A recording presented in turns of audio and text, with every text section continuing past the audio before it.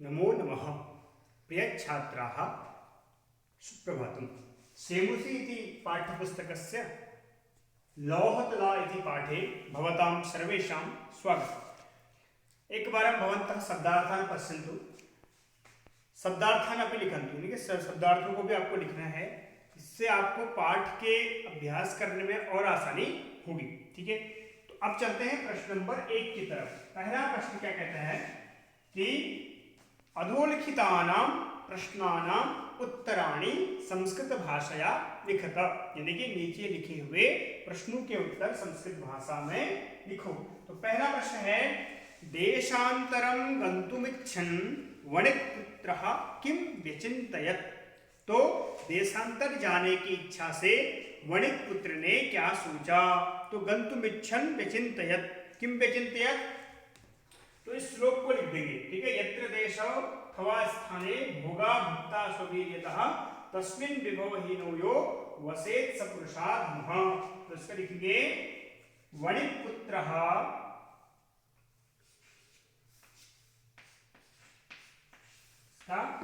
क, वणिक्पुत्रः व्यचिन्तयत्,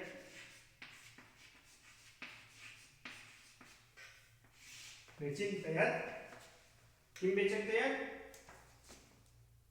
यत्र देशे अथवा स्थाने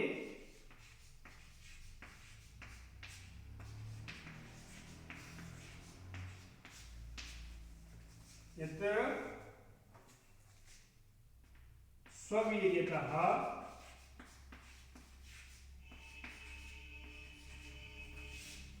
भोगाः भुक्ताः। ठीक है, यानी कि जिस स्थान पर अपने परिश्रम के द्वारा हमारे पूर्वजों ने भोग भोगे या हमने भोग भोगे, तस्मन् विभवहीनो, विभवहीनो यानी कि पैसे समाप्त होने पर, तस्मिन् स्थाने यह वसति, जो रहता है, सह पुरुषाधमः, सह पुरुषः अधमः। देखो, इससे हमारा अन्वय भी सिद्ध हो जाता है।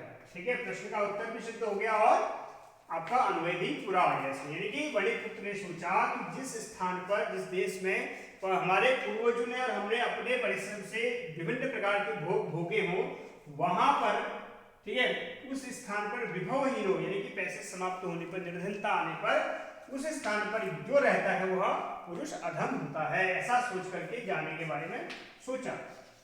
ठीक, तो प्रश्न नंबर ख पर चलते हैं। आप प्रश्न नंबर ख कहता है कि स्वतुलाम याचमानम जीर्णधनम श्रेष्ठी किम अकथयत्, यानी कि जब जीर्णधन ने श्रेष्ठी से अपनी तुला मांगी तो उसने क्या कहा।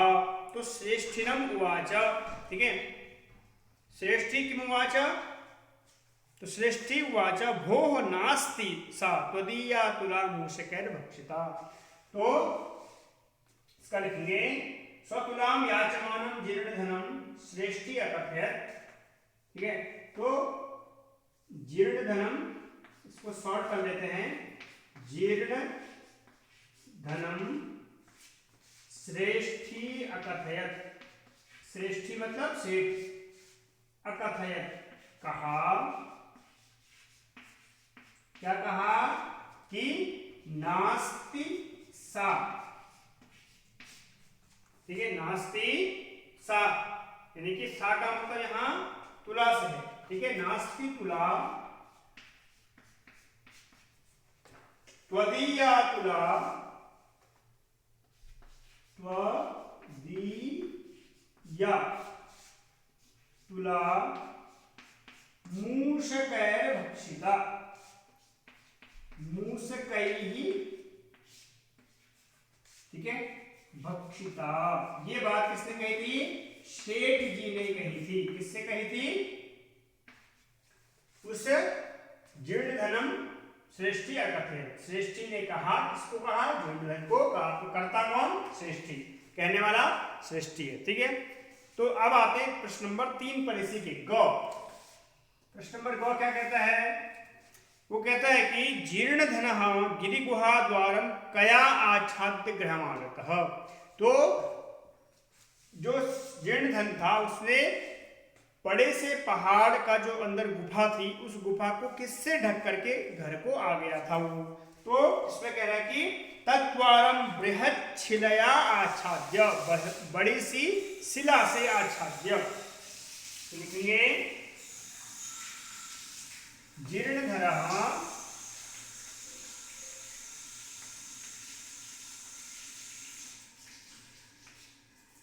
जीर्णधनः गिरिगुहाद्वारं,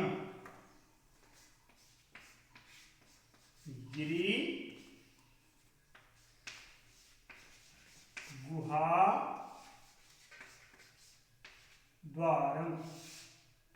ठीक है, गिरिगुहाद्वारं केन बृहच्छिलया आसाद्य।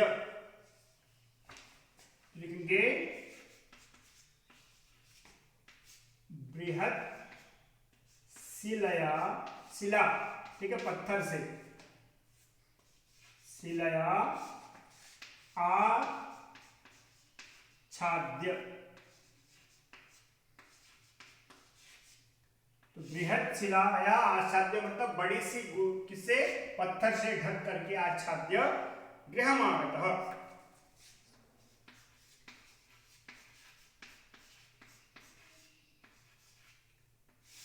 गृहम आगतः, ठीक है। तो इस प्रकार से बड़ी सी गुफा को किससे? पत्थर से ढक करके वो अपने घर आ गया था।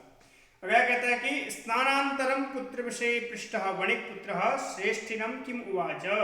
ठीक है, तो स्थानांतरम पुत्र विषय पृष्ठः वणिक पुत्रः श्रेष्ठिनम किम उवाच। जब सेठ जी ने पूछा कि मेरा पुत्र कहाँ है, तब सेठ जी को वणिक पुत्र ने, उस जीर्ण धन ने क्या कहा? तो क्या कहा कि स आहा नदी तटात् सेनेन हतः। तो वणिक पुत्र श्रेष्ठिनम, वणिक पुत्रः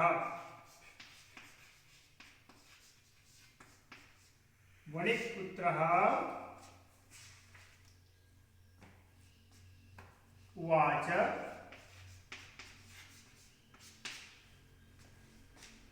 किमुवाच? तो नदी तटात्स, नदी तटी तटः तटाः सह सेनेन हतः।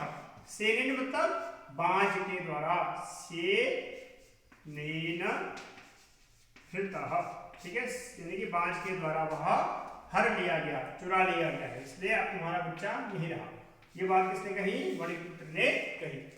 अगला प्रश्न क्या कहता है कि धर्माधिकारिभिः जीर्ण धन श्रेष्ठिनौ कथम संतोषितौ, यानी कि धर्माधिकारी के द्वारा किसको? जीर्ण धन और सेठ जी को कैसे संतुष्ट किया गया? तो लिखेंगे धर्माधिकारिभिः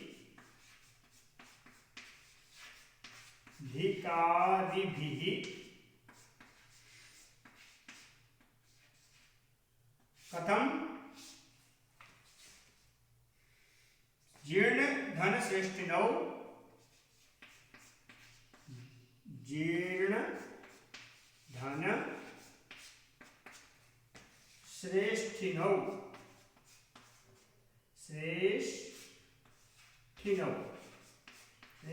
जीर्ण धन और श्रेष्ठी तुला शिशु प्रदानेन, तुला शिशु यानी कि एक को उसका बच्चा और दूसरे को उसकी तुला दे करके, तो तुला शिशु प्रदानेन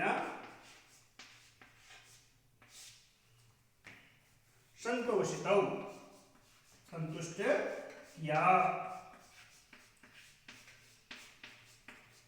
ठीक है, तो ये हो गया आपका धर्माधिकारी के द्वारा जीर्ण धन और श्रेष्ठी को किससे तुला और शिशु प्रदान से क्या किया, संतुष्ट किया गया था। अब आते हैं प्रश्न नंबर 2 पर।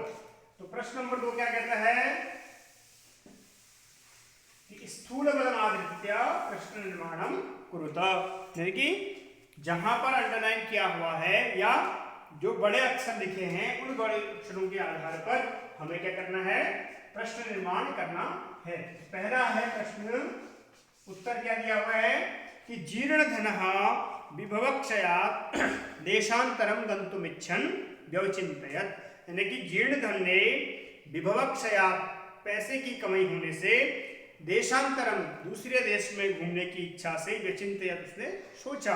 तो कहा अचिन्तयत् जीर्ण धनः, तो प्रथमा विभक्ति, प्रश्न क्या बन जाएगा, कह, जीर्ण धनः कह। ठीक है, तो उत्तर लिखेंगे फिर उसके बाद प्रश्नवाचक शब्द लिख सकते हैं।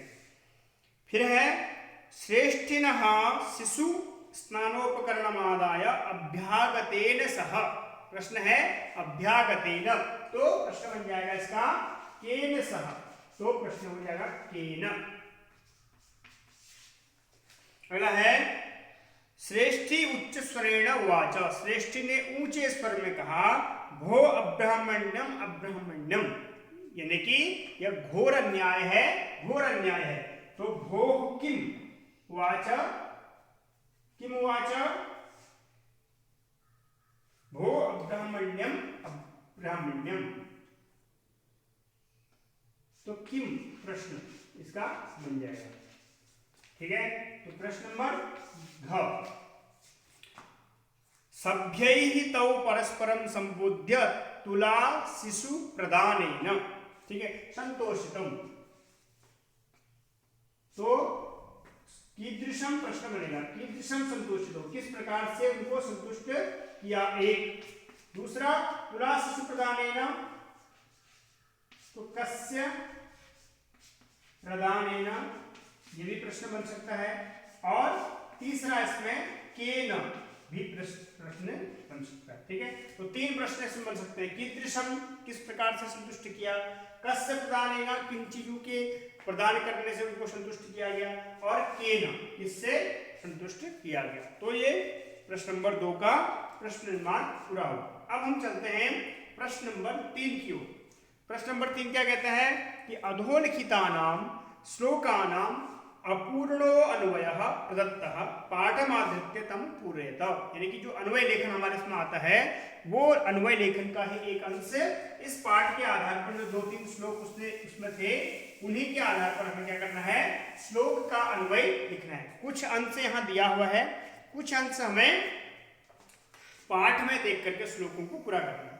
तो पहला है यत्र देशे अथवा स्थाने, ठीक है, क्या होगा, यत्र देशे अथवा स्थाने भोगाः भुक्ताः, कैः भुक्ताः, स्ववीर्यतः भोगाः भुक्ताः, तो अपने परिश्रम से जो भोग भोगे थे। तो प्रश्न नंबर 3 का फर्स्ट जो होगा वो बनेगा स्ववीर्यतः, अपने परिश्रम से। बाकी सारे शब्द आए हैं उसके, बस एक स्ववीर्यतः छूटा है, तो यहां पर हो जाएगा अपने परिश्रम से जो भोग भोगे थे। ठीक है, फिर हो जाएगा तस्मिन् विभवहीनः यः, तो पहले उसका दूसरे का क्या बन जाएगा, फिर तस्मिन् उसी स्थान पर विभवहीन होने पर, यानी कि पैसे की कमी होने पर, यह वसेत, ठीक है, यह वसेत सपुरुषाधमः, तो यहाँ तीसरे में हो जाएगा वसेत। ठीक है, बाकी सारे शब्द उस शब्दावली श्लोक की आई है, जो शब्द छूटा है उसी को आपको श्लोक में से छांट करके लिखना होता है, यही अन्वय होता है। ठीक है, इसी के आधार पर हम उस श्लोक का अर्थ लिख सकते हैं। जैसे इसमें आप बन गया यत्र देशे अथवा स्थाने स्ववीर्यतः भोगाः भुक्ताः तस्मिन् विभवहीनायः वसेत सपुरुषाधमः, यानी कि जिस देश अथवा स्थान पर अपने परिश्रम से हमने भोग भोगे हो उस स्थान पर विभवहीन, यानी कि पैसे की कमी होने पर, निर्धनता आने पर कि जो रहता हो वह पुरुष अधम होता है। इस प्रकार से इसका अन्वय हुआ पूरा। अब हम चलते हैं ख वाले में।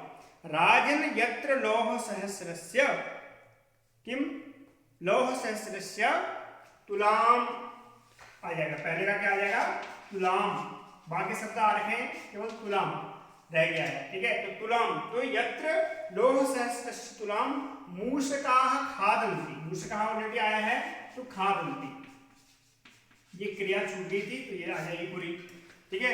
यानी कि हे राजन, जिस राज्य में लोहे की बनी हुई तुला को चूहे खा जाते हों, तत्र शेनः बालकम हरेत,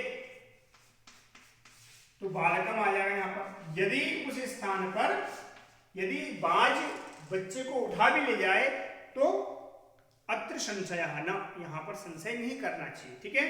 तो इस प्रकार ये इसका जो राजन वाला था अन्वय, उसमें हमने 3 शब्द जोड़े, ठीक है, तुलाम, खादन्ति और बालकम। बाकी शब्द सब आए हुए हैं, केवल यही 3 शब्द छूटे थे, उनको यथास्थान हम पहली पंक्ति को देख करके फिर दूसरी पंक्ति को देख करके हम अन्वय पूरा कर सकते हैं, ठीक है। अब हम चलते हैं प्रश्न नंबर 4 पर। तो तत्पदम लिखता, कहता है कि उस पद को लिखिए, इस पद को जिस पद में ल्यप प्रत्यय नहीं है, अलग अलग प्रत्यय की बात कर रहा है, ठीक है। प्रश्न नंबर 4 के प्रथम पर चलेंगे हम, क पर। तो प्रश्न नंबर 4 का क क्या कहता है, ल्यप प्रत्यय नास्ति, उस पद को छांटिए जिसमें ल्यप प्रत्यय नहीं है। तो ल्यप प्रत्यय कहां पर होता है, जहां मूल शब्द से पहले क्या हो, उपसर्ग हो, जैसे इसमें है विहस्य, तो भी उपसर्ग है, हस धातु है और ल्यप प्रत्यय, यानी कि जिसके लास्ट में य हो और पहले कोई उपसर्ग हो, वहां पर हम समझेंगे कि ल्यप प्रत्यय है। जहां पर ऐसी स्थिति नहीं है वहां ल्यप प्रत्यय नहीं है। तो हमें करना क्या है कि कौन सा वो पद है जिसमें ल्यप प्रत्यय नहीं है। तो कौन सा पद होगा, विहस्य में प्रत्यय है, संबोध्य में है क्योंकि पहले बुध धातु से पहले सम उपसर्ग है, आदाय दा धातु से पहले आ उपसर्ग है। तो बचा कौन सा, लौह सहस्रस्य, ठीक है। वहां क्यों नहीं हुआ, क्योंकि लौह सहस्रस्य में षष्ठी विभक्ति है, कोई प्रत्यय नहीं है,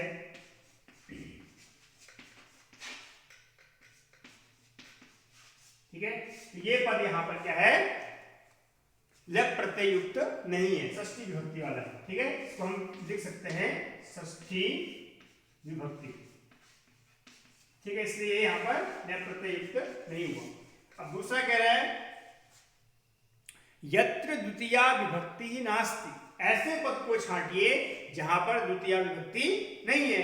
पहला है श्रेष्ठिनम, श्रेष्ठी को द्वितीया विभक्ति है, स्नानोपकरणम, यहां भी द्वितीय विभक्ति है, और कार्य कारणम, यहां भी द्वितीय विभक्ति है। सत्वरम, सत्वरम क्या है, अव्यय पद है, इसलिए यहां पर द्वितीय विभक्ति नहीं हो सकती, क्योंकि जो भी अव्यय पद होगा न उसमें कोई विभक्ति लगेगी, न कोई वचन लगेगा, न उसका कोई पुरुष होगा, वो जैसा होगा हर समय उसका वैसा ही प्रयोग होता है। जैसे प्रत्येकम शब्द है, उसको हम षष्ठी विभक्ति प्रत्येकम जनः भी कहेंगे, प्रत्येकम जनस्य भी कह सकते हैं, ठीक है। तो दोनों में ही उसका प्रयोग क्या होता है, समान होता है, तो इसलिए उसको कहते हैं अव्यय। अविकारी शब्द हिंदी में बोलते हैं, क्यों बोलते हैं, क्योंकि उन्हीं शब्दों को अविकारी बोलते हैं जो कभी परिवर्तित नहीं होते। तो इसलिए यहाँ पर सत्वरम शब्द क्या है, अविकारी शब्द है, अव्यय शब्द है, इसलिए उसकी विभक्ति नहीं होगी, ठीक है। प्रश्न नंबर 3 पे चलते हैं इसकी। वो कहता है यत्र षष्ठी विभक्ति ही नास्ति, जहां षष्ठी विभक्ति नहीं है उस पद को चुनिए। पहला है पश्यतः, स्ववीर्यतः, श्रेष्ठिनः, सभ्यानाम। देखो सभ्यानाम में विभक्ति है षष्ठी, बहुवचन नाम नाम आ गया। श्रेष्ठिनः विभक्ति है षष्ठी, एकवचन है, ठीक है। स्ववीर्यतः, अपने वीर्य से। पश्यतः में भी विभक्ति है षष्ठी, जैसे भवतः बनता है वैसे पश्यतः। अब स्ववीर्यतः यहां पर क्या है, अपने परिश्रम से, तो यहां पर तसिल प्रत्यय होकर के पंचमी विभक्ति है, तो षष्ठी नहीं है, ठीक है। स्ववीर्यतः, तो यहां पर स्ववीर्यतः शब्द क्या है, तसिल प्रत्यय है, तह जिससे बना, ठीक है, और पंचमी विभक्ति है, इसलिए षष्ठी न होने के कारण से स्वभिव्यक्ता शब्द अलग हो गया। अब हम चलते हैं प्रश्न नंबर 5 पर। ठीक है, प्रश्न नंबर 5 क्या बोलता है कि संधि विच्छेदम व रिक्त स्थानानि पूरयत, यानी कि संधि विच्छेद करके रिक्त स्थान की पूर्ति करें। ठीक है, ये वाला देख लिया आपने। अब हम चलते हैं 5 के क पर। पहला पद क्या है यहाँ पर, श्रेष्ठ्याः। इस पद की हमने विभक्ति किया था, यानी विच्छेद किया था, तो क्या बनाया था हमने, श्रेष्ठी धन आह।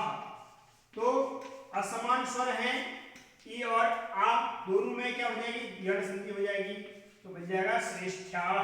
ठीक है, बाद में लिख दीजिएगा यण संधि। ठीक, आगे है द्वौ धन अपि, तो बन जाएगा द्वावपि। कैसे बना द्वावपि, देखिए द्वौ था, उसके बाद अपि था। ठीक है, तो द्वौ में जो औ था, औ के स्थान पर आव हो जाता है, किसमें, अयादि संधि में। ठीक है, तो द्वौधन अपि द्वाव, तो द्वावधन अपि द्वावपि, ये बन जाएगा आपका अयादि संधि। ठीक है, तो अगला पद है पुरुषोपार्जिता। कौन सी होगी, पुरुष धन उपार्जिता। पुरुष में अ है, उपार्जिता का उ है, तो अ और उ मिलकर क्या बनता है, ओ बनता है, तो बन जाएगा पुरुषोपार्जिता। पुरुषोपार्जिता, उपार्जिता। ठीक है, तो ये बन जाएगा आपका गुण संधि युक्त। ठीक है, तो गुण संधि हो गया। तो चौथे नंबर को मिटा देते हैं हम, 5वें के ही अगले प्रश्न को इसमें पूरा करेंगे। ठीक है, तो क्या है अगला पद, यथाधन इच्छया। पहला हो जाएगा, दूसरा और ये तीसरा। अब हम चलते हैं चौथे पर। क्या है, यथा धन इच्छया। तो अ या आ के बाद ई आए तो क्या होता है, गुण संधि, तो आ और ई मिलके ए बन जाता है, तो यथेच्छया बन जाएगा। ठीक है, तो ये हो जाएगा आपका गुण संधि। अ के बाद या आ के बाद यदि ई आता हो तो उसको ए गुण होता है, यदि अ या आ के बाद उ आता हो तो उसको ओ गुण होता है। ठीक है, तो ये गुण संधि का नियम है। आगे चलते हैं, स्नानोपकरण। शब्द क्या है, स्नान धन उपकरणम। तो ये हो जाएगा आपका, अ के बाद उ है तो बन जाएगा ओ, स्नानोपकरण।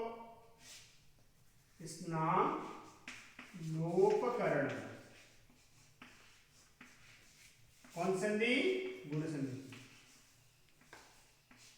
ठीक है, अंतिम पद है स्नानार्थम। तो स्नान धन अर्थम,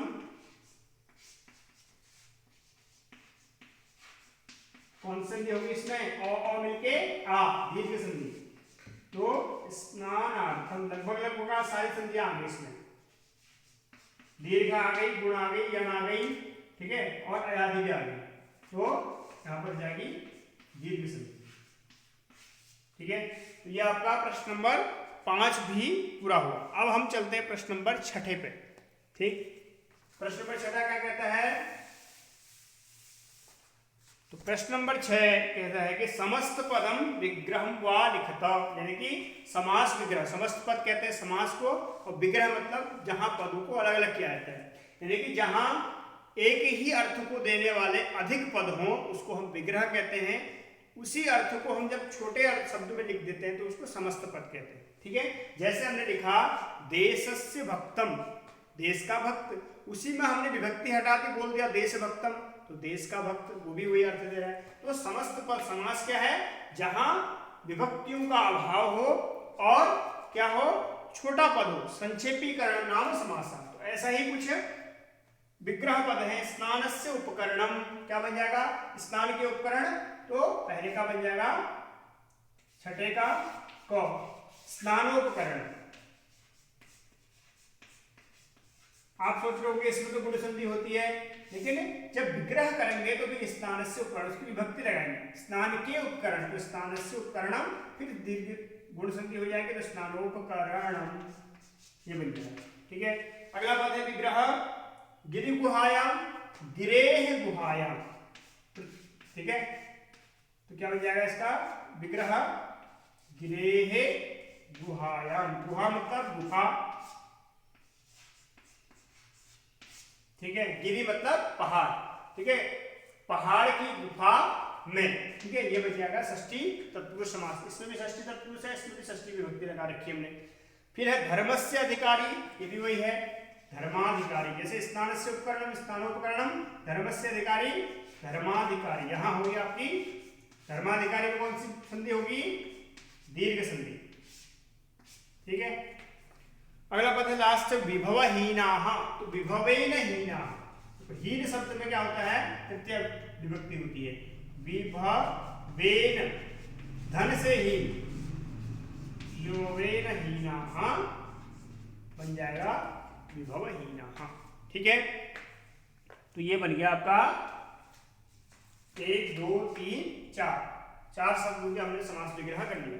अब हम चलते हैं लास्ट में, यथापेक्षम संस्कृत अधोलिखितानां शब्दानां सहायतया लोह तुला इति कथायाः सारांशः संस्कृत भाषया लिखत।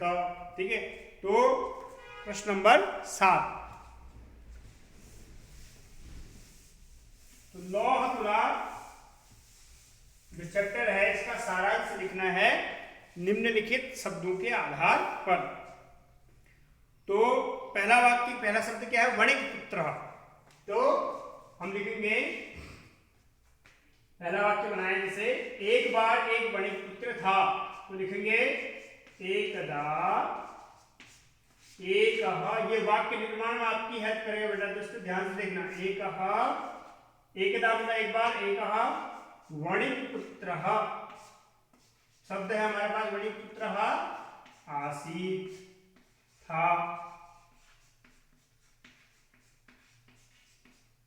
ठीक है, दूसरा शब्द है लौह तुला। ठीक है, तो दूसरा हमने बनाना है लौह तुला से संबंधित। तो एकदा एकः वणिक पुत्र आसीत तस्य पार्श्वे, उसके पास क्या था? एका लौह तुला आसीत, एक लोहे की तुला थी, लौह तुला आसीत।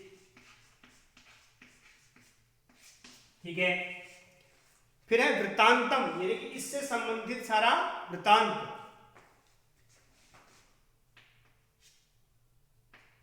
फिर तीसरा बन जाएगा सह, यानी कि कौन? वणिक पुत्र, वणिक पुत्र सर्वं वृत्तांतम,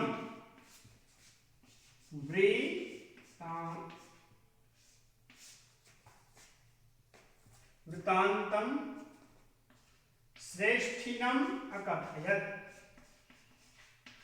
तो दोनों हो जाएंगे, वृत्तांतम और श्रेष्ठिनम अकथयत, यानी कि उसने अपना सारा वृत्तांत किससे कह दिया? श्रेष्ठी को कह सुनाया। क्या क्या बात वहां हुई थी जब वो नदी में स्नान करने के लिए गया था। ठीक है, श्रेष्ठिनम अकथयत। गतः, अगला शब्द क्या है? गतः, यानी कि उसने कहा सह श्रेष्ठिनम अकथयत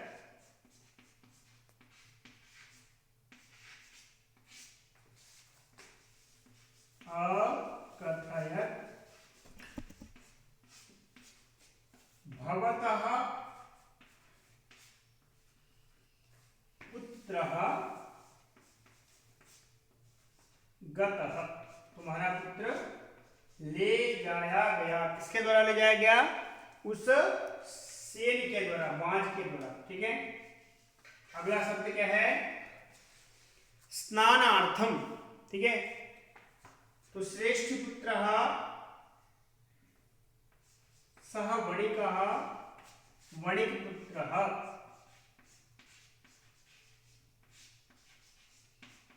स्नानार्थम अगच्छत्। स्नानार्थम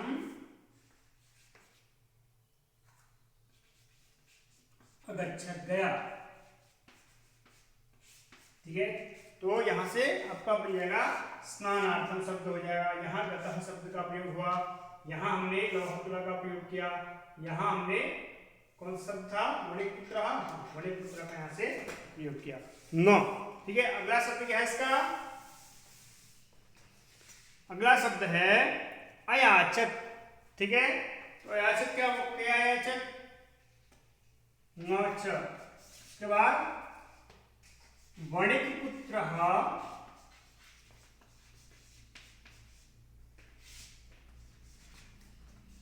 स्वतुलाम अयाचक। अपनी तुला मांगी थी ना उसने, अयाचक।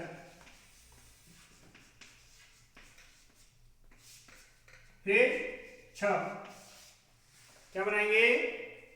ज्ञात्वा। ठीक है, तो तुलायाः, जब उसने तुला मांगी तो तुलायाः वृतांतम ज्ञात्वा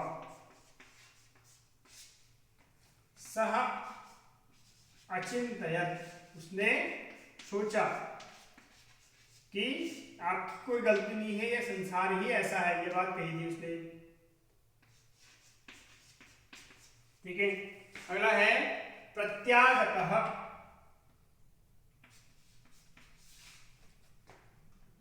वणिक पुत्र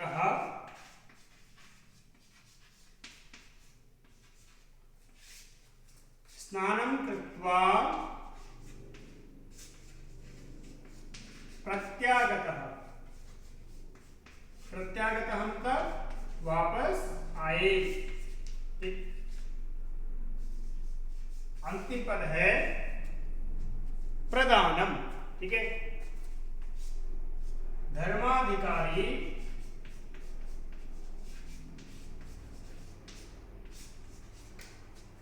तो धर्माधिकारिणां किं कृतं? तुला शिशु प्रदानम।